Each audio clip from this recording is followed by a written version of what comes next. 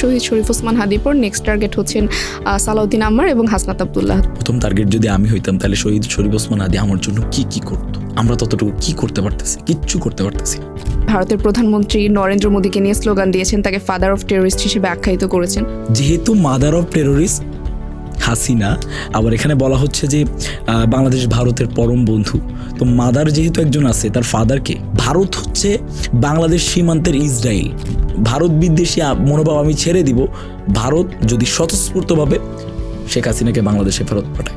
আসলেও কি শরীফ ওসমান হাদির হত্যার বিচার এই বাংলাদেশের মাটিতে হবে? এই শুটার সে এখন অনুশোচনায় ভুগতেছে যে যেই মানুষটার সাথে আমি হয়তো বা সে কতদিন ছিল, 5 দিন 10 দিন, এই মানুষটার সাথে সে 5-10 দিন মিশছে। আমি চাই সে অনুশোচনার জায়গা থেকে সে রাজসাক্ষী হয়ে যায়। কোটি কোটি টাকার পাহাড় তৈরি করেছেন, এই অভিযোগগুলোর সত্যতা কতটুকু? শত শত নারী শিক্ষার্থী আছে যারা এসে কান্নাকাটি করতেছে, ভারতেরও শিক্ষাবর্ষে ছিল, তাদেরকে পাঠানো হতো ভারতীয় হাই কমিশনের বিভিন্ন হাই ক্যাটাগরির অফিসারের বিছানায় যাওয়ার জন্য। আসসালামু আলাইকুম প্রিয় দর্শক, আপনাদেরকে স্বাগত জানাচ্ছি জনপালসের নিয়মিত পডকাস্ট শো ক্যাম্পাস পালসের নতুন একটি পর্বে। আজকের পর্বে আমাদের সাথে যিনি অতিথি হিসেবে আছেন তাকে কোন বিশেষায়নে বিশেষায়িত করব তা আমি ভেবে কুল পাচ্ছি না। আমাদের আজকের পর্বে আছেন অতিথি হিসেবে এমন একজন ব্যক্তি যার বলিষ্ঠ কণ্ঠস্বর বিশ্ববিদ্যালয়ের গণ্ডি পেরিয়ে পৌঁছে গেছে দেশ জুড়ে। তার এই দৃঢ়তা এবং দুর্বার সাহসের কারণে কিন্তু তিনি সন্ত্রাসী, মববাজ, বেয়াদব ইত্যাদি হিসেবে আখ্যায়িত হয়েছেন। আশা করছি ইতোমধ্যে আপনারা বুঝতে পেরে গেছেন। আর বিলম্ব না করে আপনাদেরকে পরিচয় করিয়ে দিচ্ছি আমাদের আজকের পর্বের অতিথি, রাজশাহী বিশ্ববিদ্যালয় কেন্দ্রীয় ছাত্র সংসদ অর্থাৎ রাকসুর সাধারণ সম্পাদক সালাউদ্দিন আম্মারের সাথে। আসসালামু আলাইকুম ভাইয়া, কেমন আছেন? ওয়ালাইকুম আসসালাম, কেমন আছেন আপনি? আলহামদুলিল্লাহ ভালো আছি, আপনি কেমন আছেন? আলহামদুলিল্লাহ। ভাই, আমরা দেখতে পাচ্ছি যে আপনার গলাটা অলরেডি ভেঙে গেছে এবং এই তীব্র শীতে আপনি গলা ফাটিয়ে ইনকিলাব মঞ্চের যে সমাবেশ ছিল সেখানে সংহতি জানিয়েছেন এবং আমরা দেখতে পেয়েছি সেখানে আপনি আমাদের পার্শ্ববর্তী দেশ অর্থাৎ ভারতের প্রধানমন্ত্রী নরেন্দ্র মোদীকে নিয়ে স্লোগান দিয়েছেন, তাকে ফাদার অফ টেররিস্ট হিসেবে আখ্যায়িত করেছেন। তো আপনার কি মনে হয় যে তিনি তো আমাদের পার্শ্ববর্তী দেশের প্রধানমন্ত্রী, তাকে নিয়ে এই স্লোগান দেওয়ার কারণটা কি? দেখেন, সবসময় আমাদেরকে আমরা জন্ম থেকে বা বুঝতে শেখার পর থেকে আমাদের কাছে কমন একটা স্ট্র্যাটেজি আমাদেরকে বোঝানো হয় যে ভারত বাংলাদেশের পরম বন্ধু। তাদের বন্ধুত্বটা কোথায়? বাংলাদেশের সাথে না আওয়ামী লীগের সাথে? তো এটার ক্লিয়ার একটা অ্যান্সার হচ্ছে আমরা আফটার রিভলিউশন কিন্তু আমরা পাইছি যে ভারত কখনোই বাংলাদেশের বন্ধু ছিল না, ভারত বন্ধু ছিল আওয়ামী লীগের। কারণ ফ্যাসিস্ট পলায়ন করার পরে তারা ইন্ডিয়ায় যে সেফ এক্সিট নিছে, প্রত্যেক আওয়ামী লীগ, ছাত্রলীগ, যুবলীগের বড় বড় খুনি, এই খুনিগুলো সব এখন পর্যন্ত ভারতে। তাহলে কি সে এই যে সেফ হাউস অফ টেররিস্ট না ইন্ডিয়া? অবশ্যই safe house of terrorist India. আবার ফাদার অফ টেররিস্টও মোদি। যেহেতু মাদার অফ টেররিস্ট হাসিনা, আবার এখানে বলা হচ্ছে যে বাংলাদেশ ভারতের পরম বন্ধু, তো মাদার যেহেতু একজন আছে, তার ফাদারকে যে তাকে এক্সিট দিচ্ছে, যে তাকে সেফ এক্সিট দিচ্ছে, তো সেফ এক্সিট এটা তো সবার কাছে।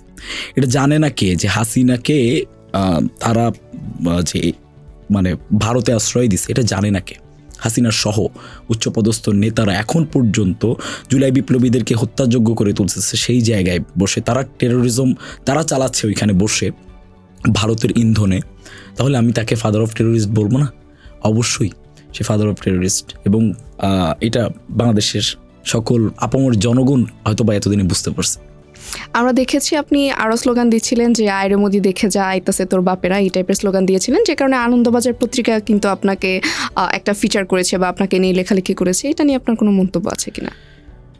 ভারত যখন কোনো ধরনের মন্তব্য করে বা কোনো নিউজ করে, ওইটা হচ্ছে একটা কনফার্মেশন যে আমাদের গর্জনটা, এই শহীদ হাদি চত্বরের গর্জনটা ভারত পর্যন্ত যাচ্ছে, মানে আমরা সাকসেস।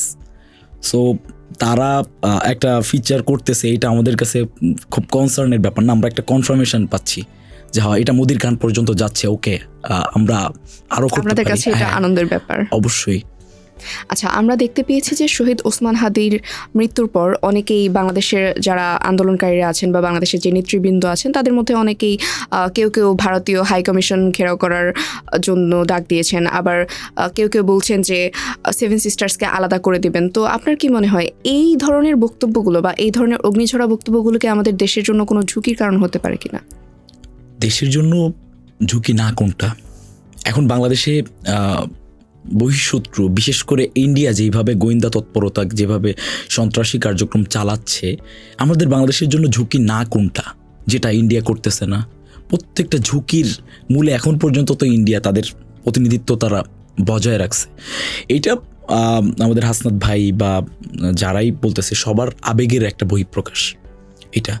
কারণ ভারত যখন একজন খুনিকে আশ্রয় দেয়, শহীদ ওসমান হাদির মতো একজন মানুষ, যে মানুষটার শত্রু থাকার সম্ভাবনা খুবই কম, তার প্রত্যেকটা মানে লড়াই এবং তার যেই স্বাভাবিক জীবনযাপন এখন যেগুলো উঠে আসতেছে, আমার মনে হয় এই শুটার সে এখন অনুশোচনায় ভুগতেছে যে যেই মানুষটার সাথে আমি হয়তো বা সে কতদিন ছিল, 5 দিন 10 দিন, এই মানুষটার সাথে সে 5-10 দিন মিশছে। এমন অনেক মানুষ আছে যারা তার ভিডিও দেখে অঝরে কান্নাকাটি করতেছে।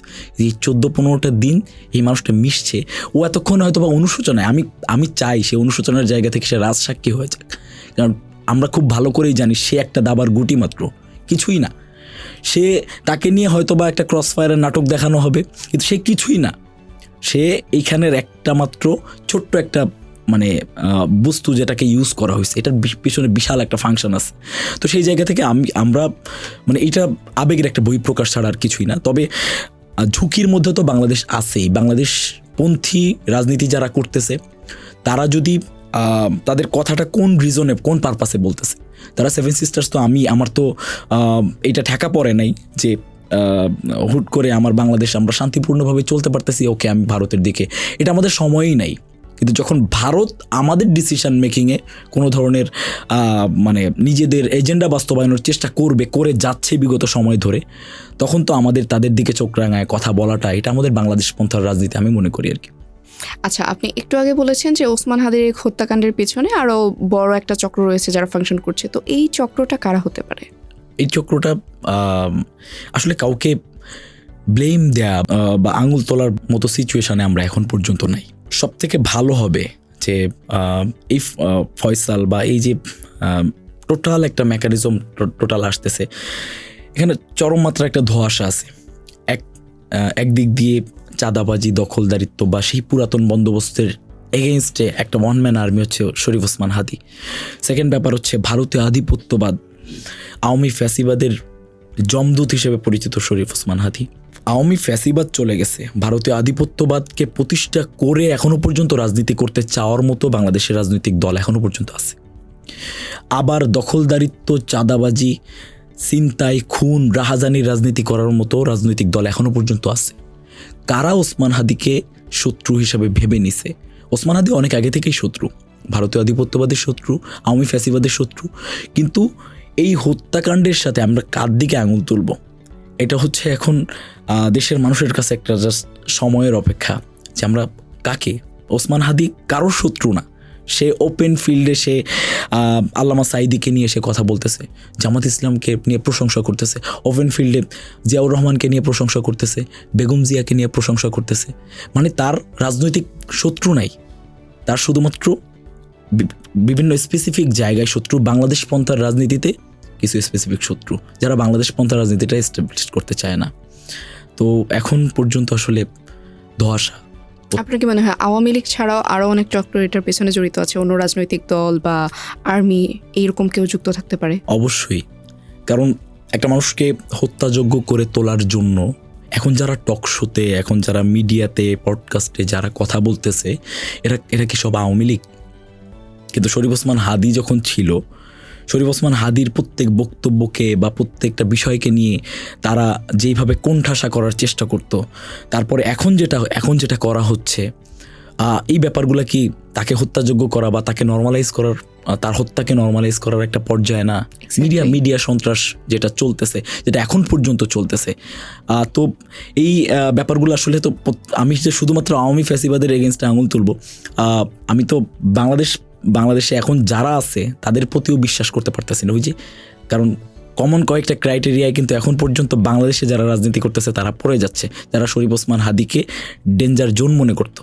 সো তাদের কাছেও মনে হচ্ছে যে হয়তোবা কোনো না কোনো জায়গা থেকে তারা মনে মনে খুশি হচ্ছে যে আমাদের পথটা ক্লিয়ার হয়ে গেল। আমাদের ওই যে 299 জনকে শরীফ ওসমান হাদি হুঁশিয়ারি দিয়ে বলছিল যে আমি তাদের জান বের করে ফেলবো যারা চাঁদাবাজ দখলদার লিপ্ত, তো তাদের এখন আর এই টেনশনটা করা লাগবে না, কারণ শরীফ ওসমান হাদি সংসদে যাচ্ছে না।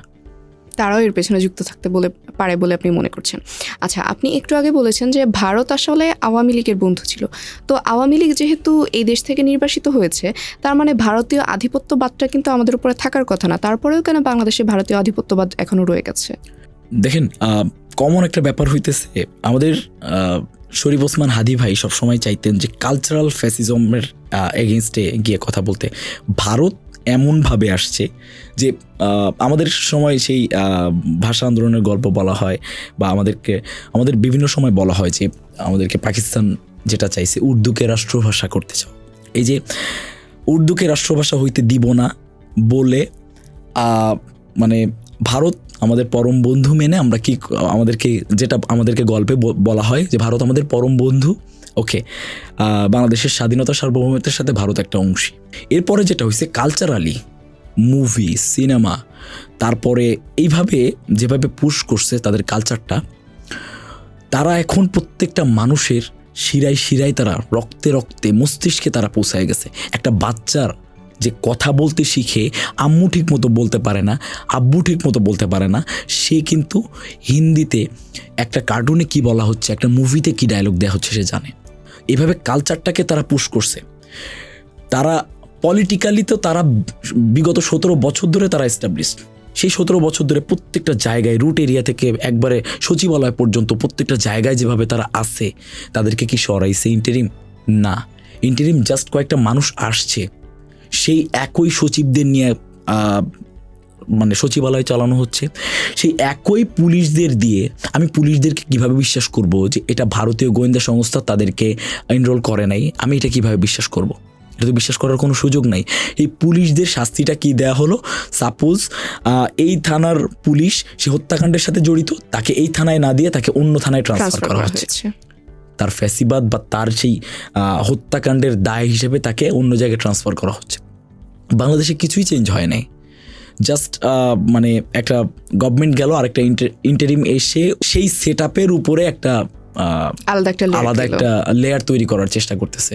তাছাড়া তো আর কিছুই দেখতে পাচ্ছি না। আচ্ছা, এই যে আপনারা শাহবাগে কর্মসূচি করছেন, অবস্থান করছেন, আমরা দেখতে পেয়েছি যে দেশের মানুষরা স্বতঃস্ফূর্তভাবে অংশগ্রহণ করছে, এবং আপনারাও বিভিন্ন সময় ভারতকে কড়া হুঁশিয়ারি দিচ্ছেন, দেশের সরকারকে, ইন্টারিম গভর্নমেন্টকে হুঁশিয়ারি দিচ্ছেন, কিন্তু তারপরও শহীদ শরীফ ওসমান হাদির হত্যার বিচার কিন্তু এখনো পর্যন্ত হয়নি। আপনাদের কি মনে হয়, আসলেও কি শহীদ শরীফ ওসমান হাদির হত্যার বিচার এই বাংলাদেশের মাটিতে হবে?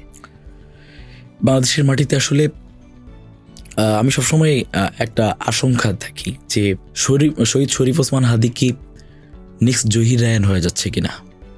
সবাই স্মরণ করে, কিন্তু এই মানুষটার সেই তাকে সে কোথায় হারায় গেল এখন পর্যন্ত খুঁজে পাওয়া যায়নি।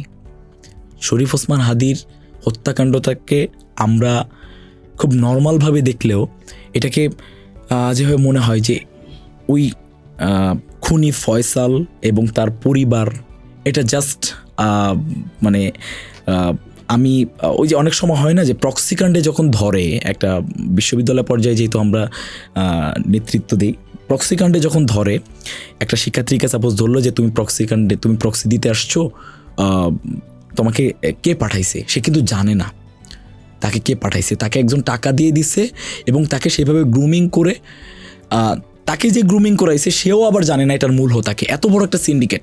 আমার কাছে মনে হয় যে এই জায়গাটায় মানে এমন একটা ধোঁয়াশা। বিচার তো আমরা সবাই চাই, অবশ্যই চাই, তবে এটা বাংলাদেশ গভর্নমেন্ট কতটা হেল্প করতেছে এটার উপর ডিপেন্ড করতেছে। এই যে কথায় কথায় ধরেন এখন স্বরাষ্ট্র উপদেষ্টা পদত্যাগ করলো, লাভ কি আমার? এই যে একটা প্রসেস যে পদত্যাগ করতেছে, এই পদত্যাগ মানে হচ্ছে নিজের দায় সে এড়ায় যাচ্ছে। আপনি পদত্যাগ করবেন, আপনি বিচার শেষ করে তারপরে পদত্যাগ করবেন, এর আগে আপনি পদত্যাগ করতে পারবেন না। এটা হওয়া উচিত। কিন্তু মানে বাংলাদেশের মানুষের আবেগ আছে, এখন পর্যন্ত আসতেছে শহীদ ওসমান হাদির জন্য, বাচ্চা নিয়ে আসতেছে, বোনেরা আসতেছে, মায়েরা আসতেছে, কান্নাকাটি করতেছে। তো সবাই তো বিচারই চাচ্ছে। বাংলাদেশের মাটিতে যদি শহীদ শরীফ ওসমান হাদির বিচার না হয়, তাহলে এটা নির্দ্বিধায় বলতে হবে যে বাংলাদেশে আর কখনো কোনো মা চাইবে না তার কোলে শহীদ শরীফ ওসমান হাদি আসুক।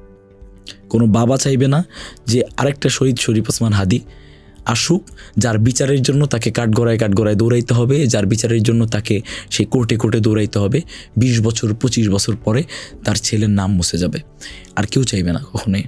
সো বিচার হওয়াটা খুবই গুরুত্বপূর্ণ। আমরা 1% আশাও ছাড়তে চাই না।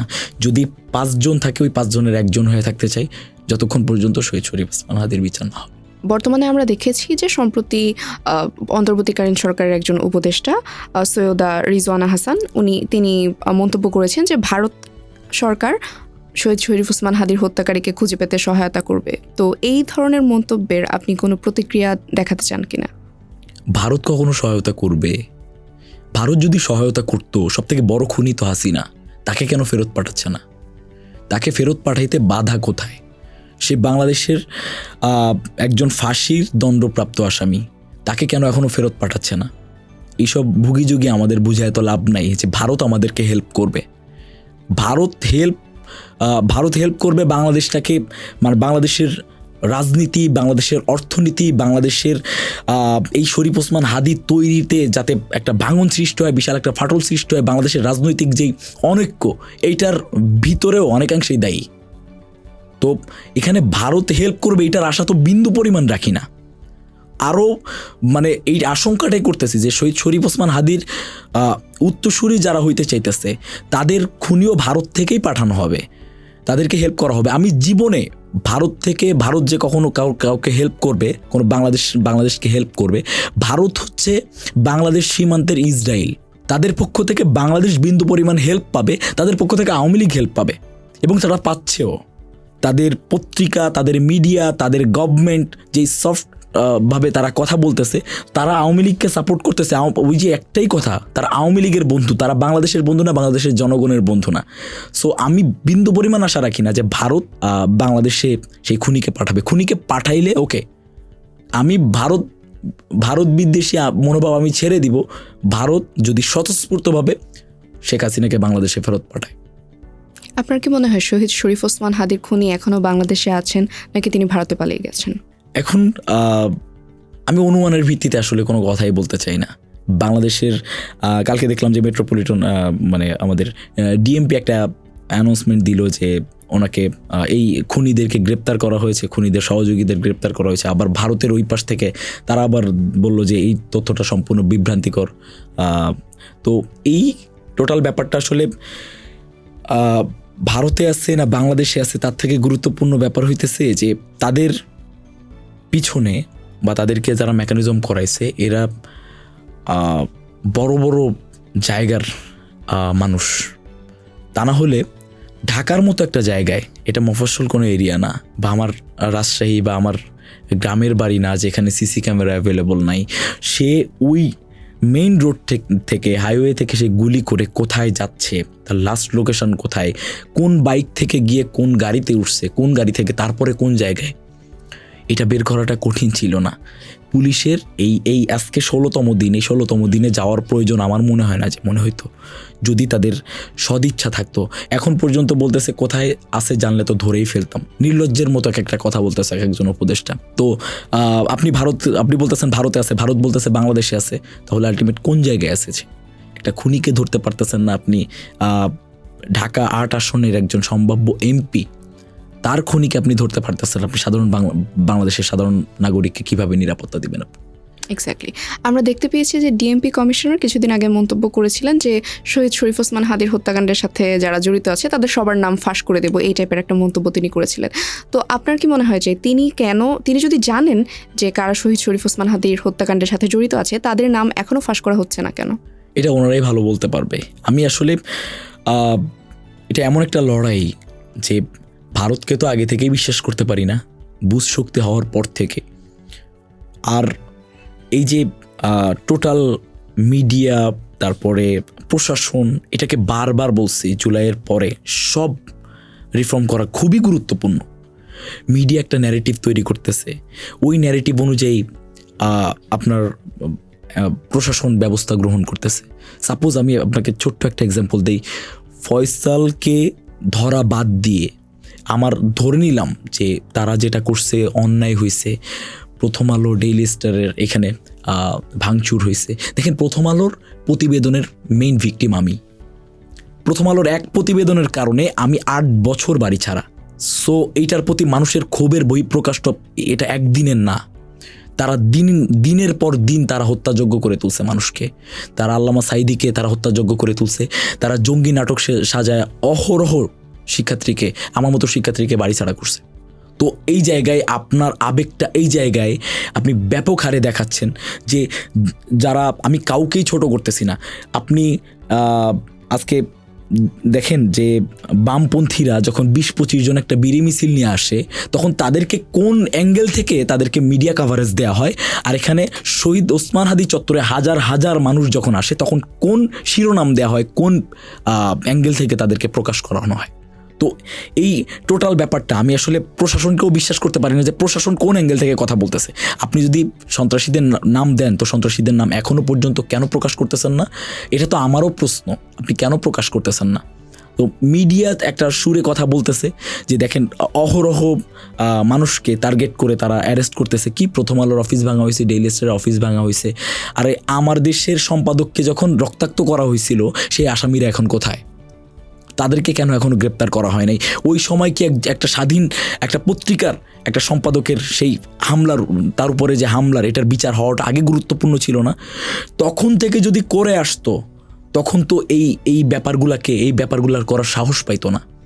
আপনি হঠাৎ করে আপনার এত আবেগে আপনার লেগে যাচ্ছে যে প্রথম আলো ডেইলি স্টারের উপর যারা হামলা করছে তাদেরকে আগে অ্যারেস্ট করতে হবে, শুটার খুনি ফয়সাল কোথায় গেল এটা আমার দেখার বিষয় না। বিষয়টা এমন কিছু, তারা কোন বিষয়টাকে বেশি প্রায়োরিটি দিচ্ছে এটা হচ্ছে ব্যাপার, তারা প্রায়োরিটি ওইটাকেই দিতেছে। এবং বাংলাদেশের আপামর জনগণের একটা আবেগের জায়গা ছিল যে প্রথম আলো ডেইলি স্টার বিভিন্নভাবেই ন্যারেটিভ উৎপাদন করতেছে, হত্যাযোগ্য করে তুলতেছে, বিভিন্ন কার্টুন আমরা দেখছি বিগত সময়ে, তারা এখন কার্টুনের ঘোল পাল্টায় ফেলছে। তারেক রহমানকে নিয়ে করা কার্টুন, সেই 12-13 সালের কার্টুন আমরা দেখি নাই, খালেদা জিয়াকে নিয়ে করা কার্টুন আমরা দেখি নাই। তো এই কার্টুনগুলা আপনার মনে হয় না যে দীর্ঘমেয়াদী এই মানুষগুলাকে দিনের পর দিন হত্যাযোগ্য করে তুলছে? তো প্রথম আলো ডেইলি স্টারকে নিয়ে বাংলাদেশের আপামর জনগণের যেই আবেগের জায়গা, এটা একবারে ফেলে দেওয়ার মতো না। কিন্তু আমাদের এই ডিএমপি বলেন, প্রশাসন বলেন, এরা ফোকাস করতেছে কোন জায়গায়? এরা ফোকাস করতেছে যে আমরা আরেকটু সময় যাক, আস্তে আস্তে মানুষের আবেগ কমুক, আস্তে আস্তে শিথিলতা আসুক, এইটাই। তাছাড়া সন্ত্রাসীদের তালিকা তারা প্রকাশ করুক, আমরা ততক্ষণ পর্যন্ত শহীদ ওসমান হাদি চত্বরে আছি। এক্স্যাক্টলি। আচ্ছা, আমরা কিছুদিন আগে দেখতে পেয়েছি যে শহীদ শরীফ ওসমান হাদিকে যিনি হত্যা করেছেন তাকে কিন্তু জামিন করানো হয়েছে, দুইবার জামিন করানো হয়েছে। এবং সম্প্রতি ঢাকা বিশ্ববিদ্যালয়ে 15 জুলাই হামলার সময় যে সকল ছাত্রলীগ নেতারা জড়িত ছিল তারাও কিন্তু একে একে জামিন পাচ্ছেন। এই যে নির্বাচনের আগে একে একে ছাত্রলীগের এবং আওয়ামী লীগের বিভিন্ন নেতারা, শীর্ষস্থানীয় সন্ত্রাসীরা জামিন পাচ্ছে, এই বিষয়টাকে আমাদের জন্য হুমকি স্বরূপ না? অবশ্যই হুমকি স্বরূপ। কারণ পৃথিবীর বলতে পারবো না, তবে বাংলাদেশের একমাত্র প্রতিশোধ পরায়ণ সংগঠন হচ্ছে নিষিদ্ধ সংগঠন আওয়ামী লীগ। তারা 20 বছর 30 বছর পরে আসলেও তাদের উদ্দেশ্য কিন্তু তাদের প্রতিশোধ নেওয়া না। তাদের উদ্দেশ্য হচ্ছে প্রতিশোধ নেওয়া বলতে, সাপোজ আমি আপনাকে একটা এক্সাম্পল দিই। রাজশাহী বিশ্ববিদ্যালয়ে ফারুক হত্যা করা হলো, ছাত্রলীগ নেতা ফারুক। এইটার অথেন্টিক নিউজ আসলে প্রশাসন দিতে পারবে, তবে আমরা যতটুকু জানি বা শিক্ষার্থীরা বা যারা ক্যাম্পাস অ্যাক্টিভিজম করে, আমরা যতটুকু জানি বা ছাত্রলীগের অনেক নেতাও তখন বলছে যে ফারুককে হত্যা করছে ছাত্রলীগই। কেন? এই ফারুককে হত্যার মধ্য দিয়ে সারা বাংলাদেশে জামাত শিবির নিধন অভিযান করা হবে। আল্লামা সাঈদী মামলার 1 নম্বর আসামি করা হলো, আর তাদেরকে মেইন আসামি করে তাদের এই সারা বাংলাদেশে, রাজশাহীতে একটা হত্যাকাণ্ড হয়েছে, সেটা নিয়ে খুলনায়, চট্টগ্রামে, অন্য সারা দেশে যত শিবির নেতা আছে, যত জামাতের নেতাকর্মী আছে, সবাইকে অ্যারেস্ট করা শুরু হইলো। তো এই রাজনীতি, তারপরে আপনার একটা জিনিস চিন্তা করেন যে এই যে যুদ্ধাপরাধী, তাদের দলেও যুদ্ধাপরাধী আছে, অন্য দলেও যুদ্ধাপরাধী আছে, যারা পরবর্তীতে গিয়ে ঘোল পাল্টায় ফেলছে। তারা ধরছে কাকে? এখন পর্যন্ত আমি বলতেছি, এখন পর্যন্ত আমি চ্যালেঞ্জ করতেছি একটা মানুষকে নিয়েই, কারণ ওই মানুষটা আমার পরিবারের সাথে জড়িত, যে আল্লামা সাঈদীকে নিয়ে উনি যে রাজাকার ছিল এটা একটা প্রমাণ আমাকে এনে দিই। তাদের উদ্দেশ্য রাজাকার নিধন না, তাদের উদ্দেশ্য ভারতীয় আধিপত্যবাদ, আওয়ামী ফ্যাসিবাদের এগেইনস্টে কে হুমকি স্বরূপ একটা সময় হয়তো বা আমাকেও হত্যাযোগ্য করে ফেলা হবে। এই মানুষগুলা বাংলাদেশের রাজনীতি যুগে যুগে বাংলাদেশের মানুষকে ধোঁকা দেয়, বোকা বানায়। এটার বাস্তব প্রমাণ এটা। এখন আওয়ামী লীগ, ছাত্রলীগ ছাড়া পাচ্ছে, কাদের ইন্ধনে ছাড়া পাচ্ছে? প্রশাসনে কারা আছে? অন্যান্য রাজনৈতিক দলের মানুষ আছে, এই যে ছাড়া দিচ্ছে, তাদেরকে আশ্বাস দিচ্ছে তোমরা আমাদের রাজনীতি করো, আমরা তোমাদের শেল্টার দিব।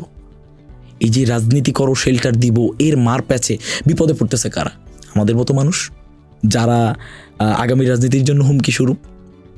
তো এইটাই জাস্ট ভোটার ছাড়াচ্ছে এখন, এটা ছাড়া আর কিছুই বলার নাই। যে এই এখন আওয়ামী লীগ ছাড়াচ্ছে না, এখন যারাই ছাড়াচ্ছে সব ভোটার ছাড়াই নিয়ে আসতেছে, যে তোমরা আমাকে ভোট দিবা, এই রিজনে আমি তোমাকে ছাড়াই নিয়ে আসতেছি। ভোটের রাজনীতির কারণে এমনটা হচ্ছে বলে আপনি মনে করছেন? আচ্ছা, আমরা বিভিন্ন সূত্র থেকে জানতে পেরেছি এবং লোকমুখেও প্রায় প্রচলিত হয়ে গেছে যে শহীদ শরীফ ওসমান হাদির পর নেক্সট টার্গেট হচ্ছেন সালাউদ্দিন আম্মার এবং হাসনাত আবদুল্লাহ। তো নেক্সট টার্গেটে পরিণত হওয়ার পরও আপনি কিন্তু আপনার অ্যাক্টিভিজম চালিয়ে যাচ্ছেন, আপনার বজ্রকণ্ঠ আপনি এখনও জারি রেখেছেন। আপনার কি আসলে প্রাণের মায়া নেই? আলহামদুলিল্লাহ, প্রাউড ফিল করি যে নেক্সট টার্গেট। আমি সবসময় একটা আফসোস করি যে হয়তো বা ফার্স্ট টার্গেট হইলে যেটা হইতো, কারণ আমি তো বর্ডারের পাশে।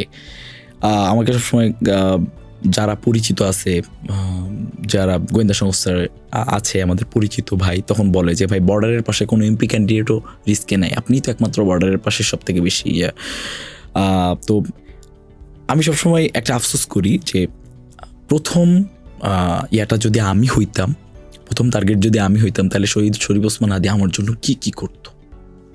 আমরা ততটুকু কি করতে পারতেছি? কিচ্ছু করতে পারতেছি না। শহীদ শরীফ ওসমান হাদি যেটা করতে পারতো, প্রথমত ব্যাপার হইতেছে সে সংসদে গিয়ে আমার বিচার চাইতে পারতো, সে ইনসাফের কথা বলতে পারতো। সে যে অপূরণীয় একটা ক্ষতি, এই ক্ষতি কেউ পোষাইতে পারবে না। এই বাংলাদেশে আমার মনে হয় না যে 1000 বছরেও আর শহীদ শরীফ ওসমান হাদি জন্ম নেবে। তো এইটা একটা আফসোস হয়। নেক্সট টার্গেট না, মানে এর আগের টার্গেট কেন হইলাম না, যাতে শহীদ শরীফ ওসমান হাদি আপনার হত্যার বিচারটা চাইতে পারে, সতর্ক হয়ে যেতে পারতো, হাসনাত আবদুল্লাহরা সতর্ক হয়ে যেতে পারতো। এই যে সতর্কতা, আর ভারতের টার্গেট হওয়া, এটা তো সৌভাগ্যের ব্যাপার। আমি যখন দেখব যে ভারত আমার পক্ষে পজিটিভ নিউজ করতেছে, তখন আমি বুঝে নিব যে আমার কোথাও না কোথাও আমার একটা গ্যাপ আছে। যখন দেখব প্রশাসন আমার পক্ষে পজিটিভ কথা বলতেছে, যখন দেখব দেখেন আমাকে নিয়ে বিভিন্ন সময়, এক সময় জামাতের শিক্ষক কর্মকর্তা কর্মচারীর, এক সময় আমাকে নিয়ে বিভিন্ন ধরনের, যেহেতু আমি ক্যাম্পাস রিপ্রেজেন্টেটিভ, বিভিন্ন সময় আমাকে নিয়ে বিরক্ত। কিছু ইস্যুতে বিএনপিপন্থী শিক্ষক কর্মকর্তা কর্মচারী আমাকে নিয়ে বিরক্ত। কিন্তু আমার কাছে এই জিনিসটা ভালো লাগে যে আমি যে সলিড আছি, এটা আমি কয়েকটা ধাপে আমি নিজেকে যাচাই করতে পারি। প্রথম ব্যাপার হচ্ছে, ভারত আমাকে নিয়ে যদি বিরক্ত হয়, ওকে, আমি বাংলাদেশপন্থী মানুষ আছি এখন পর্যন্ত। আর যদি এই যে শিক্ষক কর্মকর্তা কর্মচারী বা প্রশাসনের যে পার্টটা আছে, এই পার্ট যদি আমার বিপক্ষে থাকে, ওকে, আমি জনগণের আছি। এটা আমি আমি আমি প্রাউড ফিল করি যে হয়তো বা নেক্সট টার্গেট। তবে এটাই আফসোসের জায়গা, শহীদ ওসমান হাদি আমার পরে যদি নেক্সট টার্গেট হইতো, তাহলে হয়তো বা সাবধান হয়ে যেতে পারতো। আপনার কি মনে হয়, আপনাকে যদি এই মুহূর্তে কেউ হত্যা করে, তখন আপনার হয়ে কেউ বিচার চাইবে বা আপনার হত্যার বিচারটা নিশ্চিত করে আনতে পারবে? দেখেন, হত্যার বিচার, শহীদ শরীফ ওসমান হাদি তো একটা কথাই বলছিল যে তাকে হত্যা করা হলে যেন হত্যার বিচারটা করা হয়।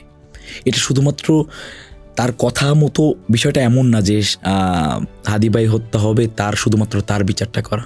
সে টোটাল বিচার ব্যবস্থাটাকে আঙুল তুলে গেছে যে আমি আজকে খুন হইলে আমার হত্যার বিচারটা কইরো, এবং আমার হত্যার বিচারের মাধ্যমে বাংলাদেশের সকল আপামর জনতার নিরাপত্তাটা নিশ্চিত কইরো। শুধুমাত্র তার নিরাপত্তার ব্যবস্থা না, তাকে তো এর আগে ব্যারিস্টার ফুয়াদ ভাই, হাসনাত আবদুল্লাহ ভাই এবং হাদি ভাইকে নিয়ে শত শত হুমকি যখন আসতেছিল, তারা কিন্তু ইন্টারিমকে জানাইছে। ইন্টারিম তাদেরকে গানম্যান, বডিগার্ড তাদেরকে নিতে বলছে। তারা কেন নেয় নাই? কারণ বাংলাদেশ পন্থার রাজনীতি করতে গেলে জনগণের কাছে যাওয়া লাগবে। তো জনগণের কাছে গেলেই আমাকে শ্যুট করা হবে। আপনি বাংলাদেশের মানুষ এই বাংলাদেশের, তাহলে সাধারণ মানুষকে আপনি নিরাপত্তা দিতে পারতেছেন না, গভর্নমেন্ট।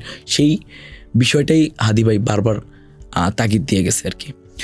তো আমিও আশা রাখি যে আমি বাংলাদেশের একজন সাধারণ মানুষ, আমি খুব বড় কিছু না, বাংলাদেশ পন্থার একজন আন্দোলনকারী হিসেবে যে বাংলাদেশের রাজনীতি, বাংলাদেশের অর্থনীতি শুধুমাত্র বাংলাদেশের জন্য কাজ করার একজন মানুষ হিসেবে আমি শুধুমাত্র আমার না, আমি চাই সারা বাংলাদেশের মানুষ নিরাপদ থাকুক। আর ওইটাই যে হাদি ভাইয়ের বিচার, হাদি ভাই যদি ওইটা বলে থাকে, ওইটাই বলছে যে বাংলাদেশের আপন মানুষের নিরাপত্তা নিশ্চিত করতে হবে আমার হত্যার বিচারের মাধ্যমে, আমি ওইটাই চাই। তবে আমি যেহেতু ক্যাম্পাসের রাজনীতি করি, আমি সবসময় ওইটাই বলি যে ভাইয়ের কথা ছিল যে তার হত্যার বিচার যেন করা হয়। আমি বলবো যে ৭৩-এর অধ্যাদেশ যেন সংশোধন করা হয়। কারণ একটা ইউনিভার্সিটির প্রফেসর বা একটা ইউনিভার্সিটির টিচারদেরকে যেই তারা সব থেকে বড় ফ্যাসিস্ট হয়ে উঠছে, আমি মানে খুব মজার ব্যাপার হইতেছে যে আমি আওয়ামী লীগের এটা নিব না, আওয়ামী লীগের মুরাল রাখবো না, আওয়ামী লীগের নামের কোনো হল রাখবো না, কিন্তু মুজিবের দেয়া ৭৩-এর অধ্যাদেশ অনুযায়ী আমি চলবো। এই জায়গায় কিন্তু শিক্ষক জামাতপন্থী শিক্ষক, বিএনপিপন্থী শিক্ষক বলে কিছু নাই, আমি ওইটা আমার জন্য আরাম। কিন্তু এই যে এক্সট্রা পাওয়ার তাদেরকে দিয়ে দেওয়া হয়েছে, মানে অনৈতিক ক্ষমতা তাদেরকে দিয়ে দেওয়া হয়েছে, শিক্ষাঙ্গনের জন্য যে কত ভয়াবহ রকমের হুমকি, এটা ক্যাম্পাসে এই 2 মাস দায়িত্ব পালন করে বুঝছি। শত শত শিক্ষার্থী আছে যারা ক্যাম্পাস থেকে সার্টিফিকেট নিয়ে যেতে পারে নাই, শত শত নারী শিক্ষার্থী আছে যারা এসে কান্নাকাটি করতেছে, 12-13 শিক্ষাবর্ষে ছিল, তাদেরকে পাঠানো হতো ভারতীয় হাই কমিশনের বিভিন্ন হাই ক্যাটাগরির প্রফেসরের বা হাই ক্যাটাগরির অফিসারের বিছানায় যাওয়ার জন্য, তাদেরকে পাঠানো হতো বিভিন্ন ক্ষমতাধর প্রফেসরের বিছানায় যাওয়ার জন্য, এবং তাদের শেষ পরিণতি হতো তাকে হত্যার হুমকি দেওয়া হতো, তাকে সার্টিফিকেট নিয়ে যেতে পারবে না। সেই শিক্ষক এখন পর্যন্ত তাদের শাস্তি কি? তাদের শাস্তি হচ্ছে সে বহিষ্কার, সে বেতন পাচ্ছে বহাল তবিয়াতে, তার প্রমোশন হচ্ছে, সে বেতন পাচ্ছে বহাল তবিয়াতে। আমার 1.5 বছর হয়ে গেল, এখন পর্যন্ত আওয়ামীপন্থী কাউকে সরানো হচ্ছে না। সে আওয়ামীপন্থী ভিসি প্রভিসি এখন পর্যন্ত সগর্বে ক্লাস নিচ্ছে। তারা সগর্বে ক্লাসে গিয়ে জুলাইয়ের এগেনস্টে তারা ন্যারেটিভ দ্বারা করাইতেছে, সালাউদ্দিনরা যেটা করছে এটা ভুল ছিল, আমরা যেটা করছি এটা মানে সহজ ছিল, শেখ হাসিনা সঠিক ছিল, শেখ হাসিনা মেট্রো রেল দিচ্ছে, শেখ হাসিনা পদ্মা সেতু দিচ্ছে, শেখ হাসিনা এই করছে ওই করছে। এই ৭৩-এর অধ্যাদেশ, এই মিডিয়া রিফর্ম, এই প্রশাসন রিফর্ম, এটা সব সময় আমি বলবো ভাই তো বিচারের দাবি করে গেছে, এবং ওইটার উপর অচল, আমি যতদিন আছি ওইটার উপরে অটল থেকে আমি কাজ করে যাব, যে তার হত্যার বিচার চেয়ে যাব, বাংলাদেশের মানুষের নিরাপত্তা চেয়ে যাব। আমি মারা যাওয়ার পরে যেন এক্সট্রা একটা জিনিস অ্যাড থাকে, যে এই ৭৩-এর অধ্যাদেশ সংশোধন করতে হবে, মিডিয়া রিফর্ম করতে হবে এবং প্রশাসন রিফর্ম করতে হবে। আমরা পরবর্তী প্রশ্নে চলে যাচ্ছি। শহীদ শরীফ ওসমান হাদি কিন্তু তার হত্যার বিচারের পাশাপাশি আরেকটি জিনিস চেয়ে গিয়েছিলেন। তিনি বলেছিলেন যে তার ছেলেটাকে যেন সবাই দেখে রাখে। তো আপনি তো শহীদ শরীফ ওসমান হাদির পরিবারের সাথে কোনো না কোনোভাবে কানেক্টেড, আপনার কি মনে হচ্ছে যে শহীদ শরীফ ওসমান হাদির যেই ছেলে, সে তার বেড়ে ওঠার জন্য একটা নিরাপদ পরিবেশ নিশ্চিত করতে পেরেছি কিনা আমরা, বা সেই ছেলেকে কেউ দেখে রাখছে কিনা, এমন কেউ কি আছে কিনা? বাংলাদেশের মানুষ কি কেউ কি নিরাপদ? ওই অবুঝ শিশুটা সাগররুনি হত্যাকাণ্ডের পরে বাবা মায়ের রক্ত মাখা সেই সাগররুনির সেই সন্তান তো আজকে বড় হয়ে গেছে। এই ইন্টারিম থাকাকালীন তাদের বিচার এখনো পর্যন্ত নিশ্চিত হয়েছে? এখন পর্যন্ত সেই ছেলেটা তো আপনার ইয়াতে প্রেস ব্রিফিং করতে এসে কান্না জড়িত কণ্ঠে বলে সে এখনো পর্যন্ত ইনসাফ পায় নাই। তো শহীদ শরীফ ওসমান হাদির সন্তানটাকে আমি জানি না যে আল্লাহ কোন পর্যায়ে নিয়ে যাবে। তো শুধু এটুকুই বলবো যে সেই ইনসাফের লড়াইয়ের সেই জন্য একটা সৈনিক হতে পারে। কারণ শহীদ শরীফ ওসমান হাদি তার হারাম কোনো উপার্জন দিয়ে ওই সন্তানটাকে মানে আমার মনে হয় না যে বেড়ে তুলছে, বা সে এমন একটা পরিবার পাইছে, আমি অল্প কয়েকদিন তাদের সাথে পরিচয়, এমন একটা পরিবার পাইছে, আমি বিশ্বাস করি যে এই সন্তানটা শরীফ ওসমান হাদির এই অপূরণীয় ক্ষতিটা হয়তো বা পূরণ করতে পারবে। তবে তার নিরাপত্তা শুধুমাত্র তার না, এই অবশ শিশুটার নিরাপত্তা, বা এখন এটা হয় কি যে ওসমান হাদি ভাইয়ের স্ত্রী অর্থাৎ সেই আমাদের ফিরনাসের মায়ের একটা বড় অবদান এখন থাকতে হবে। ভাবি যদি নিজের সর্বস্বটা দিয়ে হাদি ভাইয়ের আদর্শটাকে দিয়ে সন্তানটাকে মানুষ করতে পারে হয়তো বা, তবে এই সন্তানটা কোন আবহাওয়া পাবে, কোন রাজনৈতিক পরিবেশ পাবে, কোন কালচারাল পরিবেশ পাবে, কারণ ওসমান হাদি ভাই যেই পরিমাণ পড়াশোনা, ওসমান হাদি ভাইয়ের যেই পরিমাণ জানাশোনা, এটা আমি চ্যালেঞ্জ করে বলতে পারি বাংলাদেশের এখন পর্যন্ত কোনো পলিটিক্যাল মানে বায়াসনেসের ঊর্ধ্বে গিয়ে যারা, আমি অনেক অ্যাক্টিভিস্টকে দেখছি, আমি নাম বলবো না, আপনি হয়তো বা পরিচিত হইতে পারবেন, যারা আওয়ামী সময় বিভিন্ন গলা ফাটায় কথা বলতো। আমি একজনের নাম বলি, সাইয়েদ আবদুল্লাহ ভাই। তাকে এখন আর কোনো টকশোতে গিয়ে বা কোনো জায়গায় গলা ফাটায় কথা বলতে দেখেন না, সে নিভে গেছে। এমন অনেক মানে আমি জীবন্ত কিংবদন্তিকে দেখছি যে তারা নিজের মানে ইয়াকে কবর দিতে, যারা শত শত হাজার হাজার মানুষ যাদেরকে সাপোর্ট করছে তারা এখন পর্যন্ত তারা নিভে গেছে। আমি জানি না তাদের আইডিওলজি থাকতে পারে, তবে শহীদ শরীফ ওসমান হাদী বায়াসনেসের ঊর্ধ্বে গিয়ে যেই পরিমাণ পড়াশোনা, যেই পরিমাণ তথ্যবহুল আলোচনা করত এবং প্রত্যেক রাজনৈতিক দলকে যেভাবে এক রাখার মতো চেষ্টা সে করতো টকশোতে বা বিভিন্ন আলাপচারিতায়, একটা রিক্সাওয়ালা থেকে শুরু করে বিভিন্ন আলাপচারিতায় যাদেরকে এক রাখার চেষ্টা করতো, এইরকম মানসিকতা নিয়ে এখন পর্যন্ত কোনো রাজনীতিবিদ, কোনো অ্যাক্টিভিস্ট আছে বলে আমার মনে হয় না যারা এই পরিমাণ পড়াশোনা রাজনীতি নিয়ে করে। তো এই জায়গা থেকে চ্যালেঞ্জ হবে যে তার সন্তান তার মতো যদি হয়, তবে বাবার আদর্শটাকে ধরে আমার মনে হয় যে সম্ভাবনাটা অনেক বেশি, আমরা আশাবাদী। আচ্ছা, শহীদ শরীফ ওসমান হাদীর আসনে কে এমপি প্রার্থী হবেন সেটা নিয়ে জনমনে অনেক প্রশ্ন আছে। অনেকেই চাচ্ছিলেন যে শহীদ শরীফ ওসমান হাদীর পরিবারের কেউ একজন, হয়তোবা তার ভাই নয়তো তার বোন, যেন ঢাকা ৮ আসন থেকে এমপি প্রার্থী হিসেবে দাঁড়ান। তো আপনার কি মনে হয় যে ঢাকা ৮ আসন থেকে এমপি প্রার্থী হিসেবে গতকাল রাতে তারা ঘোষণা দিয়েছেন যে তারা কেউই দাঁড়াচ্ছেন না শহীদ শরীফ ওসমান হাদীর পরিবারের, তো এই ডিসিশনটাকে বা এই সিদ্ধান্তটাকে আপনি কিভাবে দেখছেন? দেখেন, আমি কালকে সারা রাত যখন আমি শুনলাম যে আজকে 12টার পরে আর মনোনয়নপত্র নেওয়া যাবে না, কালকে রাতে অনেকবার যোগাযোগের চেষ্টা করলাম, ঝুমা আপুর সাথে কথা বললাম, জাবের ভাইয়ের সাথে কথা বললাম, বারবার তাদেরকে রিকোয়েস্ট করলাম। কারণ আমার রিকোয়েস্টের জায়গাটা এমন যে শহীদ শরীফ ওসমান হাদী যে কালচারাল ফ্যাসিজমের এগেনস্টে যে লড়াইটা দিচ্ছিল, এই বাংলাদেশে আফটার ইলেকশন এই বাংলাদেশে ওই কালচারাল ফ্যাসিজমকে টিকায় রাখার জন্য আবার কোটি কোটি টাকা বিনিয়োগ করা হবে, সেই পুরাতন রাজনৈতিক বন্দোবস্তটাকে এস্টাবলিশ করার জন্য কোটি কোটি টাকা খরচ করা হবে, মানে আবার ক্ষমতায়নের সর্বোচ্চ চেষ্টাটা করা হবে। তো খুব করে চাইছিলাম যে শহীদ ওসমান হাদীর রক্ত, শহীদ ওসমান হাদীর দ্রোহ, শহীদ ওসমান হাদীর ইনসাফের কথা বলবে এমন একজন যাক, এই জন্য বারবার রিকোয়েস্ট করছি। তো বাংলাদেশের আপামর জনতাও রিকোয়েস্ট করছে, হয়তো বা আরও 2-3টা দিন সময় পাইলে আরও রিকোয়েস্ট করতাম প্রয়োজনে। মানে আমার মানসিকতা এমন ছিল যে আমি জাবের ভাইকে বলতেছিলাম বা আমি ভাইদের বলতেছিলাম যে ভাই আপনারা কোথায় আছেন, আমি আসি, আমি আপনাদের সাথে আবার বসি, কথা বলি, আপনাদের কি সমস্যা হচ্ছে, বাংলাদেশের মানুষ আপনাদেরকে করতে চাচ্ছে, সাপোর্ট দিতে চাচ্ছে। আমার বিশ্বাস যে পলিটিক্যাল পার্টি সবাই এই আসনে প্রার্থী প্রত্যাহার করে নেবে, কারণ শরীফ ওসমান হাদীর ইনসাফের কথা বলার জন্য একজনকে তারা মনোনীত করবে সম্মিলিতভাবে।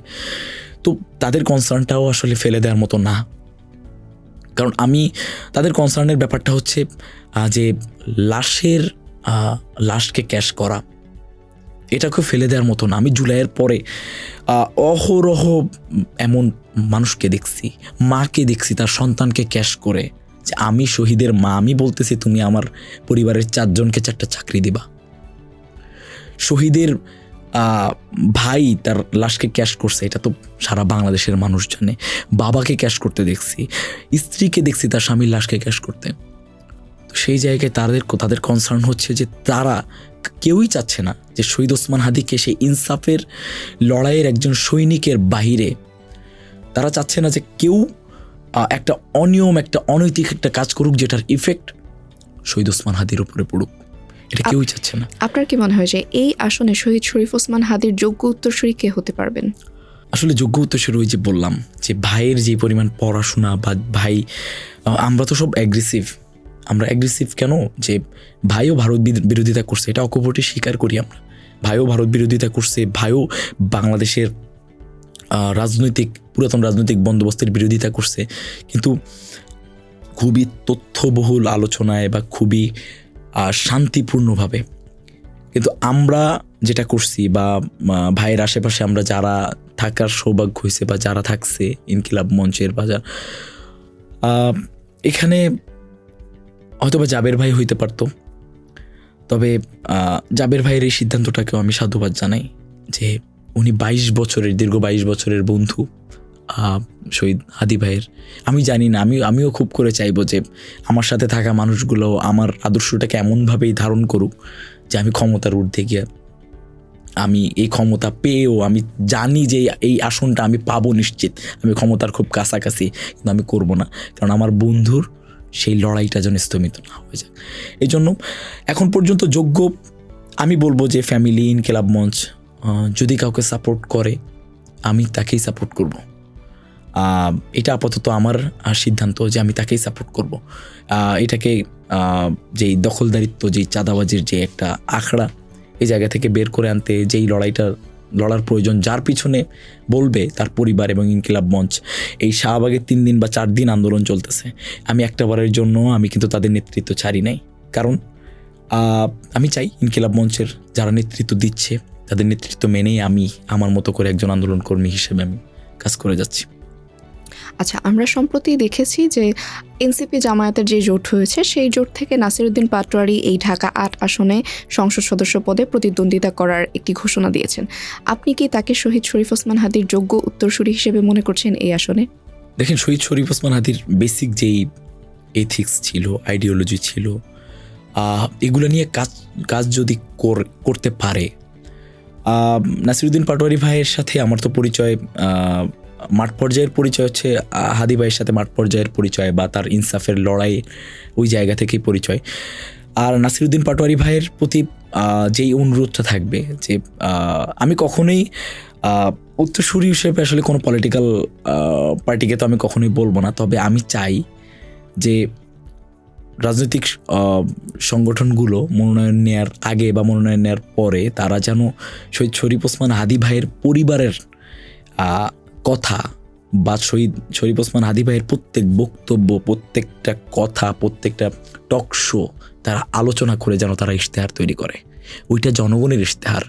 ঢাকা 8 আসনে শহীদ শরীফ ওসমান হাদি ভাই যখন নির্বাচনের ঘোষণা দেয় তখন ভাই বলছিল যে আমি 500 ভোটের জন্য আমি যদি 500 ভোট পাই এটাও আমার সফলতা। ওই 500 ভোটের রাজনীতিই যেন করে, যে করবে ওকে আমি মনে করবো যে উনি যোগ্য উত্তরসূরি। আমি কাউকে এখানে আমি জামাতপন্থী, এনসিপি পন্থী, বিএনপি পন্থী কাউকেই বলবো না। আমি দেখবো যে তারা যখন ইশতেহারটা দিবে, ঢাকা 8 আসনে ইশতেহারটা দেবে, আমি ইশতেহারটা মিলাইতে চাই যে কে কে ইশতেহার দিল এবং আমরাও একটা ইশতেহার তৈরি করব। যদি ইনকিলাব মঞ্চ না করে, আমি চাইছিলাম এবং আমি অ্যানাউন্সমেন্টও দিছিলাম যে আমি আমার হয়তো বা খুলনা 6 আমার যে এলাকা, আমি ওইখানে গিয়ে জনগণের কাছে গিয়ে আমি একটা জনগণের ইশতেহার তৈরি করব। কিন্তু আমি আল্লাহ হয়তো বা এটাই লিখে রাখছে যে আমি ঢাকা 8 আসনে শহীদ শরীফ ওসমান হাদির প্রত্যেকটা কথা শুনে সে যেভাবে চাইতো ওই বাংলাদেশ পন্থার রাজনৈতিক একটা জনগণের ইশতেহার আমরা তৈরি করব, আমি তৈরি করব। এবং আমি ইনকিলাব মঞ্চকেও এই প্রস্তাবনাটা দিব যে আমরা একটা ইশতেহার তৈরি করব। ইশতেহার তৈরি করে প্রত্যেক এমপি ক্যান্ডিডেটের আমরা সিগনেচার নিব। আপনি এটা ফিল আপ করবেন। আপনি যদি এটা ফিল আপ করেন তাহলে আমরা আপনাকে হয়তো বা আমি আপনাকে সাপোর্ট দিব, আমি আপনার জন্য রাজপথে কাজ করব। কিন্তু আপনি হওয়ার পরে আপনি প্রত্যেকটা ইশতেহার ফিল আপ করতেছেন কিনা, আমি 5 বছরের 6 মাস, 1 বছর, 1.5 বছর, 2 বছর করে আমি ইশতেহার করব। আপনি যেটা ফিল আপ করতেছেন কিনা এইটার জবাব আমি আপনার থেকে নিব। আমি ওই প্রেশার গ্রুপ হিসাবে কাজ করব। শহীদ শরীফ ওসমান হাদির প্রত্যেক দিনের ঘাম ঝরানোকে, শরীফ ওসমান হাদির রক্ত ঝরানোটাকে আমি এত সহজে বিফল হইতে দিব না। আমি তখন উত্তরাধিকারী নির্বাচন করব। এখন আমি উত্তরসূরি কাউকেই আমি এখন পর্যন্ত মনে করতেছি না। জাতীয় পর্যায় থেকে মোড় ঘুরিয়ে আমরা এবার ব্যক্তি সালাউদ্দিন আম্মারকে নিয়ে কিছু প্রশ্ন করতে চাই। আপনি জুলাই গণ অভ্যুত্থানে প্রথম সারি থেকে নেতৃত্ব দিয়েছেন এবং জুলাই গণ অভ্যুত্থানের সময় আপনি একজন সমন্বয়কও ছিলেন। আপনার জুলাই গণ অভ্যুত্থানকালীন কিছু স্মৃতি আমরা জানতে চাই, যে স্মৃতিগুলো মনে পড়লে আপনার এখনো গায়ে কাটা দেয়। গায়ে কাটা দেওয়ার মতো না, আমি আসলে ওই সময়টাকে খুব মিস করি। যেই সময়ে বিএনপি ছিল না, জামাত ছিল না, মানে ফ্যাসিবাদের এগেনস্টে সবাই একটা ঐক্যবদ্ধ শক্তি। আমার এখনো পর্যন্ত মনে আছে যে কিভাবে তারা নেতৃত্বটাকে মেনে নিছিল।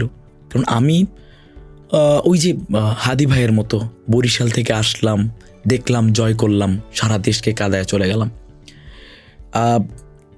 আমার অবস্থাটা ওই রকমই যে আমি সেই খুলনার প্রত্যন্ত অঞ্চল থেকে আসছি রাজশাহী বিশ্ববিদ্যালয়ে পড়াশোনা করতে। ধাপে ধাপে সমন্বয়করা চলে যাচ্ছে, একটা সময় গিয়ে তারা আমার নেতৃত্বটাকে মেনে নিয়ে। এখন এখানে নেতৃত্বর ব্যাপারটা হচ্ছে যে এই যে সব থেকে বড় ভুল আমাদের যেটা ছিল যে সমন্বয়কদের একটা এক্সট্রিম একটা পর্যায়ে, এটা ওইটা তখন পর্যন্ত ঠিক ছিল। তবে এইটার পলিসি মেকিংয়ের জায়গায় তখনকার রাজনৈতিক সংগঠন বা তখন যেই ভূমিকাটা তারা রাখছে, এটা গায়ে কাটা দেওয়ার মতো। আমি সবসময় এটা যত টক শো বা যত ইন্টারভিউ বা যত লেখালেখি আছে আমি সবসময় বলি যে আমার গায়ে গুলি লাগার আগে আরও 3 জনের গায়ে গুলি লাগবে এমন 3 জনকে সেট করে দিছিল ছাত্র শিবির, যে তোমাদের গায়ে আগে এই 3 জনের গায়ে আগে গুলি লাগতে হবে। এই মানুষগুলোর উপর আমি আসলে সবসময় কৃতজ্ঞ থাকি। আমাদের আবদুল্লাহ ভাই ছিল, জুয়েল ভাই ছিল এবং আরেকজন ভাই ছিলেন। তো এই যে একটা জনি ভাই ছিলেন, তো এই যে টোটাল একটা ব্যাপার যে এই যে আবেগ, এই আবেগটা আসলে এবং আমি যে বাসায় থাকতাম ওইটাও শিবিরে ঠিক করে দেয় একটা বাসা। ওই বাসার যিনি আছেন ওনাকে এখন আমি আম্মু বলে ডাকি, কারণ ওনাদের কোনো ছেলে সন্তান নাই। তো ওই ফ্যামিলির আমি একজন সদস্য এখন। আগে ছিলাম আমরা 2 ভাই বোন, এখন হয়ে গেছি 5 ভাই বোন আর কি। ওখানে 3টা বোন আছে আর আমার তো বড় বোন আছেই, আমরা 5 ভাই বোন এখন এমন হয়ে গেছি। তো আম্মুর সাথে তো কথা বলতে পারতাম না, এদিকে আম্মু এবং আব্বুকে ডিবি এবং ছাত্রলীগ বাসা ঘেরাও করে রেখে দিছে, রাতভর দিনভর আব্বুকে ওষুধ কিনতে যাইতে দিতেছে না। আব্বু আবার ব্রেন স্ট্রোকের রুগী, ছেলেকে নিয়ে আসেন তারপরে আপনাদেরকে ছেড়ে দিব, এমন একটা অবস্থা। তো সেই সময় আম্মুর সাথে তো আমি কথা বলতাম না। আমি যাওয়া থেকে শুরু করে আমি যাওয়ার সময় আমি পিছনে তাকায় দেখবো যে 2 তলা থেকে আম্মু তাকায় আছে, আমি এসে দেখবো উনি 2 তলায় ওখানে দাঁড়ায় আছে, আমি কখন আসতেছি। আমি আসার পরে সেই আমার লাল সবুজের চিরচেনা সেই পাঞ্জাবিটা উনি খুলে নিয়ে উনি ধুইতে নিয়ে যাইতেছে, পরের দিনের জন্য প্রস্তুত করতে নিয়ে যাইতেছে। আমার বোনগুলো, আমি যখন গোসল দিয়ে আসতেছি আমার বোনগুলো আমার জামা কাপড় নিয়ে আমার প্রস্তুত, আমার মেজো বোনটা সে খাবার রেডি করে প্রস্তুত। তাদের সাথে আমার রক্তের সম্পর্ক না, তাদের যে আবেগটা এটা আসলে সীমাহীন একটা যে ওই সময় রাজশাহীর এই মানুষগুলোর জন্য হইলো যে আমি যদি জীবন দিয়ে দিতে পারতাম হয়তো বা অনেকাংশেই অনেক দায় থেকে মুক্তি পাইতাম, যেটা এই মানুষগুলোকে কিছুই দিতে পারে নাই। এত ত্যাগ এদেরকে, কিন্তু এদের জন্য কিছুই করতে পারি নাই না। তাদের সংগঠন এখন পর্যন্ত আমি অনেস্টলি বলি যে ছাত্র শিবির যেন এই জায়গাটা নোট করে যে এখন পর্যন্ত ছাত্র শিবির এই যে মানুষগুলা সীমাহীন পরিশ্রম করছে। আমি তো আবাসিক এরিয়াতে থাকছি দীর্ঘদিন, আমি এমন একটা বাসায় থাকছি যে বাসার একজনকে মানে ওই মা বলতেছে যে তুমি আসছো এখানে, মানে আরও অনেক, উনি মনে করছে যে আমি শিবিরের কোনো কেন্দ্রীয় নেতা, ওই ধরনের মানুষগুলাকেই ওখানে রাখা হইতো আর কি। তো উনি বলতেছে যে জানো আমার ছেলেকে 2013 সালে ক্রস ফায়ার দেওয়া হয়েছে। তো এমন একটা এরিয়াতে থেকে আমি আসছি বা এমন একটা এরিয়া আমি থেকে আসছি, ওই আবাসিক এরিয়ার মানুষগুলাকে ছাত্র শিবির জামাত ইসলাম কতটুকু মূল্যায়ন করতেছে এটা যেন তারা নোট করে। তারা আমি বলবো, আমি পার্সোনালি বলবো যে তারা একটু বিন্দু পরিমাণ তারা মূল্যায়ন করতে পারে না এখন পর্যন্ত। তাদের কাজ হইতেছে তুমি রক্ত দিবা, তুমি ভ্যানগার্ড হিসেবে থাকবা, তুমি এই করবা, এইটাই। তো ওইটাই আফসোস হয় যে ওই দায়টা আমার ঘাড়েও যায়, যে তুমিও তো নেতৃত্ব দিছিলা, তুমি কেন দিতেছো না, এই দায়টা আমার ঘাড়েও যায়। তো তখন মাঝে মাঝে মনে হয় যে আমি যদি ওই সময় মারাও যাইতাম তাহলে হয়তো বা এই দায়গুলো আমার নেওয়া লাগতো না, এদের দায় পরিশোধ করতে পারতেন। আচ্ছা, পরবর্তী প্রশ্নে চলে যাচ্ছি। আমরা তো জুলাই গণ অভ্যুত্থানের পর দেখেছি বিভিন্ন সমন্বয়করা বিভিন্ন জায়গায় চাঁদাবাজি, তদবির বাণিজ্য, লুটপাট ইত্যাদিতে জড়িত ছিলেন বলে অভিযোগ শুনতে পেয়েছি আমরা। তো সালাউদ্দিন আম্মারের নামেও আমরা তখন কিছু অভিযোগ শুনতে পেয়েছিলাম যে সালাউদ্দিন আম্মার কোটি কোটি টাকার পাহাড় তৈরি করেছেন। এই অভিযোগগুলোর সত্যতা কতটুকু? দেখেন, একটা কমন একটা ব্যাপার হচ্ছে যে আমি জাস্ট ওপেন চ্যালেঞ্জ দিয়ে দিলাম গোয়েন্দা সংস্থা বলেন বা বাংলাদেশের গভর্নমেন্টকে, এর উপরে তো আর কেউ নাই যে ওই যে অনেক সময় বলে যে আপনার বিটকয়েন বা এই সই করে তো হ্যাঁ এগুলো তো করতেই পারে, যেভাবে ধরা যায় আপনি ধরেন। আমার 1 টাকা অনিয়ম এক জায়গায় তদবির বাণিজ্য, আমার আম্মু এখন পর্যন্ত 30 কিলোমিটার যায়, 30 কিলোমিটার এসে স্কুল করে। আমার বাসা থেকে 30 কিলোমিটার দূরে, সকাল 6টায় উনি রান্নাবান্না করতেছে, রাত 3টার সময় উঠে উনি এই প্রসেসগুলো করে, এটা ওনার ডেইলি রুটিন 2016 সাল থেকে। আমি চাইলে পারতাম শিক্ষা মন্ত্রণালয়ে আমি কল দিয়ে আমি বলতে যে আমার আম্মুর ট্রান্সফারের ব্যবস্থা করে দেন, ওই ক্ষমতা অবশ্যই ছিল, একটা বিভাগে যেহেতু সমন্বয় করছে আমি ওইটা করি নাই। আমার আব্বুর বেতন বন্ধ 2018 থেকে, আমি সেই জায়গায় তার বেতনটাকে ছাড়ানোর ব্যবস্থা করি নাই। আমার বাড়ি যেই টিনের চালাটা ছিল ওই টিনের চালাটাই এখন পর্যন্ত আছে আমার বাড়িতে। আপনি যান, আমার যেই পাঞ্জাবিগুলো তখনও ছিল সেই পাঞ্জাবিগুলো এখনও পর্যন্ত আছে। তখন আপনি আমাকে নোটিস করতেন না, এখন আপনি আমাকে নোটিস করতেছেন বলে আপনার মনে হচ্ছে নতুন নতুন পাঞ্জাবি পরতেছি। তা আমি আপনাদেরকে ওপেন চ্যালেঞ্জ দিয়ে দিলাম যে আপনারা সবথেকে বড় ব্যাপার তো ওইটাই যে আমি যদি তদবির বাণিজ্য করতাম তাহলে আমি সবার আগে দেখতাম যে আমার আম্মুকে কিভাবে এই জায়গা থেকে ইয়ে করা যায়। এখন পর্যন্ত উনি লোকাল বাসে যাতায়াত করতেছে, আমিও ব্যক্তিগতভাবে লোকাল বাসে যাতায়াত করি। এই বিশ্বাস ওই অনেক সময় ওই যে বললাম যে মানুষকে হত্যাযোগ্য করে তোলার জন্য অনেক কিছুই করা হয়, ন্যারেটিভ তৈরি করা হয়। আমি এখন পর্যন্ত আমি ওপেন চ্যালেঞ্জ, যে কেউ এসে একটা প্রমাণ নিয়ে যদি বলে তাহলে সে যেই শাস্তি বলবে আমি বাংলাদেশ সরকারের কাছে সেই সুপারিশ করব যে আমাকে ওই শাস্তিটা দেন। বাংলাদেশের এই জনগণটা আমার ব্যাপারে প্রমাণ সহ এই অভিযোগটা দিছে, আমি ওই শাস্তিটা মেনে নিব। কারণ আমি যেই মানুষগুলোর জন্য বা আমি যেই ফ্যাসিবাদের এগেইনস্টে লড়াই করছি ওই লড়াইটা আমার আরও আগের। আমি যখন ক্লাস 9-এ পড়ি তখন আমাকে আমার এলাকা থেকে বের করে দিচ্ছে। আমার আবেগ, আমার অভিযোগের সাথে কারোর আবেগ কারোর অভিযোগ মিলবে না। আমি যখন বুঝতে শিখি নাই, আমি যখন এই দুনিয়া চিনতাম না, তখন আমাকে এলাকা থেকে জঙ্গি ট্যাগ দিয়ে বের করে দেওয়া হয়েছে। আওয়ামী লীগ আমার সাথে এটা করছে। সো আমার হিংসা, আমার প্রতিহিংসা বা আমার প্রতিবাদ, আমার কণ্ঠ এটা কারোর সাথেই মিলবে না। এবং যখনই বলে আমি তখন সবাইকেই বলি যে আপনারা এই যে বলতেছেন বারবার হত্যাযোগ্য করে তুলতেছেন যে বিভিন্ন কার্টুনের মাধ্যমে বিভিন্ন পোস্টে, কারা করতেছে? এখন বাংলাদেশে যারাই আছে তারাও এখন পর্যন্ত তারা করতেছে। কালকে যখন আমাকে মেরে ফেলা হবে আপনি বিশ্বাস করেন এই মানুষগুলো এসে আমাকে সব থেকে বেশি কান্নাকাটি করবে। সালাউদ্দিন ভালো ছিল, এই ছিল ওই ছিল। শহীদ শরীফ ওসমান হাদি যতদিন বেঁচে ছিল কতটুকু তাদেরকে মূল্যায়ন করতে পারছেন প্রত্যেক পলিটিক্যাল অর্গানাইজেশন, কতটুকু মূল্যায়ন করতে পারছেন অ্যাক্টিভিস্টরা? ওইটাই হয় আলটিমেট সমস্যা, ওই জায়গাতেই হয়। যতদিন বেঁচে থাকে দাঁত থাকতে দাঁতের মর্ম কেউ বোঝে না। তখন দেখবেন যে সালাউদ্দিন এই করছে, সালাউদ্দিন লোকাল বাসে যাতায়াত করতো, সালাউদ্দিনের বাসায় এখনও টিনের চালা আছে, সালাউদ্দিনের আম্মু 30 কিলোমিটার যাতায়াত করে, তখন এগুলো উঠে আসবে। এখন কিন্তু সালাউদ্দিন হাজার হাজার কোটি টাকার মালিক, এভাবে প্রচার করা হচ্ছে। মানে হত্যাযোগ্য আমিই করে তুললাম, আবার হত্যার পরে আমি সব থেকে বেশি মায়া কান্না দেখাচ্ছি। এগুলো শুধু হত্যাযোগ্য করে তোলার জন্য ট্যাগিং মাত্র। আমরা পরবর্তী প্রশ্নে চলে যাচ্ছি। আমরা দেখেছি যে গণ অভ্যুত্থানের পরে আপনি রাজশাহী বিশ্ববিদ্যালয়ে পোষ্যকোটা বাতিলের জন্য আন্দোলন করেছেন এবং সেখানে আপনি মারও খেয়েছেন এবং পরবর্তীতে সেটা আপনি সফল হয়েছেন। ঢাকা বিশ্ববিদ্যালয় সম্প্রতি পোষ্যকোটা সংস্কারের জন্য বা পোষ্যকোটা বাতিলের জন্য কিছু ছাত্র আন্দোলন করছে আমরা দেখতে পেরেছি, কিন্তু তারা সেইভাবে রাজশাহী বিশ্ববিদ্যালয়ের মতো অত গণজমায়েত করতে পারছে না কিংবা সফল হয়নি এখনো পর্যন্ত। তাদের উদ্দেশ্যে আপনার কোনো পরামর্শ আছে কিনা? দেখেন, কমন একটা ব্যাপার যেটা আমাদেরকে মানতেই হবে যে ঢাকা বিশ্ববিদ্যালয়ে একটা জিনিস না থাকা মানে আর কোথাও থাকবে না। কারণ ওটাকে সেন্ট্রাল পয়েন্ট হিসেবে ধরে নেয় সবাই, যে প্রত্যেক বিপ্লবের ওই সূচনাটাই ঢাকা ইউনিভার্সিটি থেকে হয়। যখন পোষ্যকোটা নিয়ে আমি প্রথম কথা বলি তখন আমি ঢাকা বিশ্ববিদ্যালয়ের ভিতরে প্রত্যেক রাস্তায় রাস্তায় হাঁটছি, প্রত্যেক তখনকার সময় হাই ভোল্টেজ নেতাদের সাথে কথা বলছি, ভাই পোষ্যকোটা নিয়ে আলোচনা করেন, আপনি জুলাই শুরুই হয়েছে কোটার এগেইনস্টে, আপনারা কথা বলেন। আমি কাউকেই পাই নাই যে সেন্ট্রালি একটা আন্দোলন পরিচালনা করতে পোষ্যকোটা রাখা যাবে না। বাধ্য হয়ে, যেহেতু স্বায়ত্তশাসিত বিশ্ববিদ্যালয়, আমার বিশ্ববিদ্যালয়ের অর্ডিন্যান্স আমার মতো করেই আমি প্রত্যেক জায়গায় ছুটছি। টিপস কিছুই না, বিষয় হচ্ছে আপনারা প্রত্যেক প্রসেস আপনারা সম্পন্ন করেন। এখানে বলা হচ্ছে যে তারা আপনি লজিক্যাল, এখানে বলা অনেক হইতে পারে যে এখন 10-15 জন আসতেছে, কেউ আসতেছে না, এমন হইতে পারে। আপনি একা দাঁড়ায় থাকেন, কারণ আপনি লজিক্যাল। আপনার বিশ্ববিদ্যালয়ের 30,000 শিক্ষার্থীর ভিতরে 15 থেকে 18,000 শিক্ষার্থীর বাবার দৈনিক ইনকাম 200 টাকা।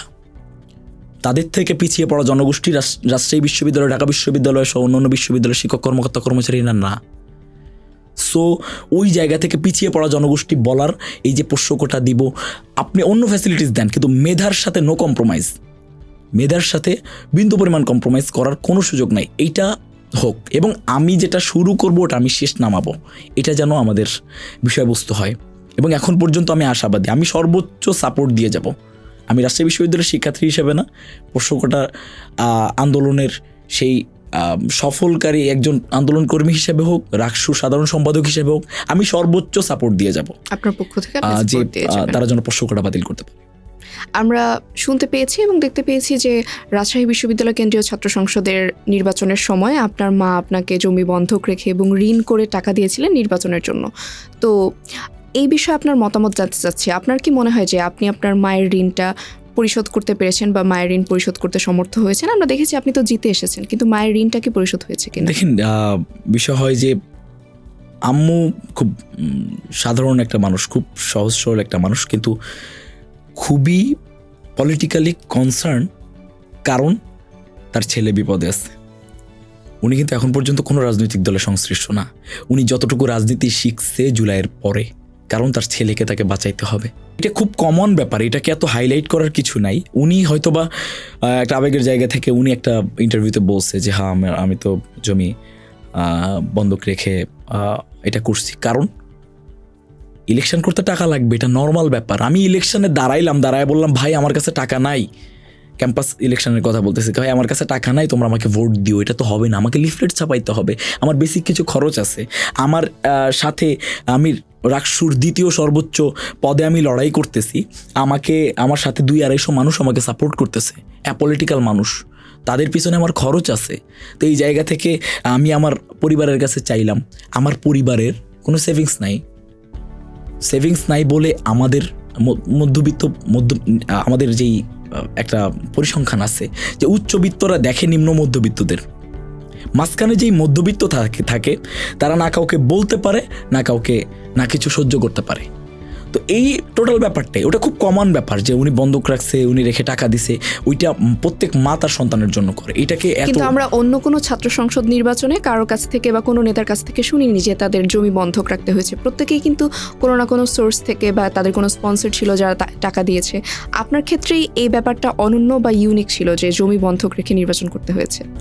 জমি বন্ধক রেখে নির্বাচন করতে হয়েছে, নির্বাচনের পরে যেই নিডি ব্যাপারগুলা যেগুলো ছিল আমি আসলে চাই নাই। অনেক দেশের বাইরের অনেক ভাইও বলছে, দেখেন আমি যখন একজনের থেকে টাকা নিব তখন ওনার বেসিক কিছু এজেন্ডা থাকে।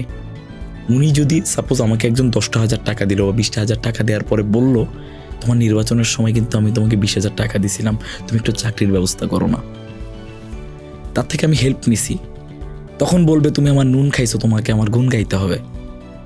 আমি আমার ওই যে বললেন মায়ের প্রত্যেকটা ঋণ তো ওটা শোধ করা যাবেই না, তো মা ওইটাকে কর্তব্য হিসাবে নিছে, উনি জীবনে এটার জন্য আমার কাছে বেনিফিট চাইবে না, তো আদার্স সবাই চাইবে।